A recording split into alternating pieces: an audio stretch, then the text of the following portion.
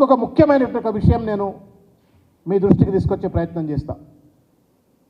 నిన్న మహబాద్లో కానీ పాలమూరులో కానీ మాట్లాడుతూ 2-3 విషయాలు మాట్లాడిండు. మాదిగ కులస్తులని వాళ్ళ చిన్న చూపు చూస్తూ ఉన్నాడు రేవంత్ రెడ్డి. కేసీఆర్ గారు ఒక మాదిగ బిడ్డకు ఉప ముఖ్యమంత్రి చేసి గౌరవిస్తే రేవంత్ రెడ్డి మొత్తం మాదిగ కులస్తులని వాళ్ళ అవమానిస్తూ ఉన్నాడు, చిన్న చూపు చూస్తూ ఉండవు. దయచేసి ఆలోచన చేయాలని చెప్పి నేను విజ్ఞప్తి చేస్తూ ఉన్నాను.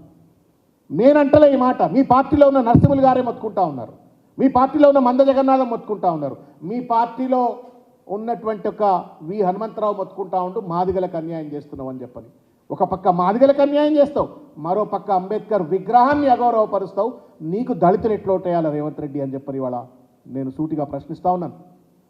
ఇవాళ పార్టీలో బీసీలు లేనట్లు మధు యాష్కి గౌడ్ సీట్ వద్దు, లేకపోతే వి హనుమంతరావుకు సీట్ వద్దు, నిరంతరం పత్రికా సమావేశాలు పెట్టి కొట్లాడుతున్న నిరంజన్కు సీట్ వద్దు, కత్తి వెంకటస్వామికి సీట్లు వద్దు, మా కైలాష్ నేతకు సీట్లు వద్దు, రాపోలు ఆనంద్కు రాపోలు వాళ్ళకు సీట్లు వద్దు, ఎవరికి వద్దు సీట్లు. పక్క పార్టీలో ఉన్న వాళ్ళని సీట్లు ఇవ్వాలా, వాళ్ళ దగ్గర పైసలు తీసుకోవాలా, వాళ్ళ దగ్గర సూట్ కేసులు తీసుకోవాలా, వాళ్ళకి సీట్లు ఇవ్వాలా. ఇది నీ రాజకీయం. నీ పార్టీలో ఉన్న బానిసలు లెక్కబడి ఉండాలి బీసీలు. ఇట్లా దళితులను అవమానిస్తావు, పార్టీలో ఉన్న బీసీలను అవమానిస్తావు. నువ్వేమో మళ్ళా నీతివంతమైన మాటలు మాట్లాడుతూ ఉన్నావు రేవంత్ రెడ్డి. ఇవాళ కేవలం ఢిల్లీకి కప్పం కడుతూ ఇవాళ ఒక ఫ్రాంచైజీ లెక్క కాంగ్రెస్ పార్టీని నడుపుతున్న రేవంత్ రెడ్డి ఇవాళ మొత్తం కాంగ్రెస్ పార్టీని భ్రష్టు పట్టించిండు, ప్రభుత్వాన్ని కూడా భ్రష్టు పట్టిస్తున్నాడు. ఇది తెలంగాణ సమాజం దయచేసి గుర్తుపెట్టుకోవాలని చెప్పి నేను కోరుతా ఉన్నాను. నేను చివరిగా ఇంకొక విషయం తీసుకోదలుచుకున్నా. ఈ మధ్య 2-3 మీటింగ్లలో మాట్లాడిండు. పార్లమెంట్లో ఎక్కువ సీట్లు రాగానే మేము ముదిరాజుకు మంత్రి చేస్తామని చెప్పన్నాడు. సంతోషం, వినడానికి చాలా బాగుంది. ఏం పాపం చేసిండ్రు ముదిరాజులు?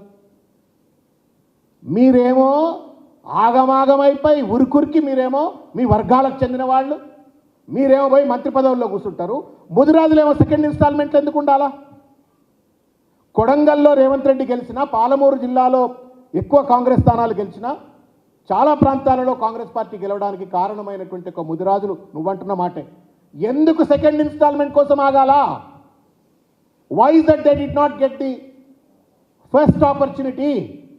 ఓట్లేసే యంత్రాలా ముదిరాజులు ఏమైనా? ఇప్పుడు బ్లాక్మెయిల్ చేస్తూ ఉన్నాం మళ్ళీ ముదిరాజుల్ని. మేము పార్లమెంట్ సీట్లలో ఎక్కువ అయితేనే మేము సీట్లు ఇస్తాం, మీకు మంత్రి పదవి ఇస్తామని అంటున్నాడు.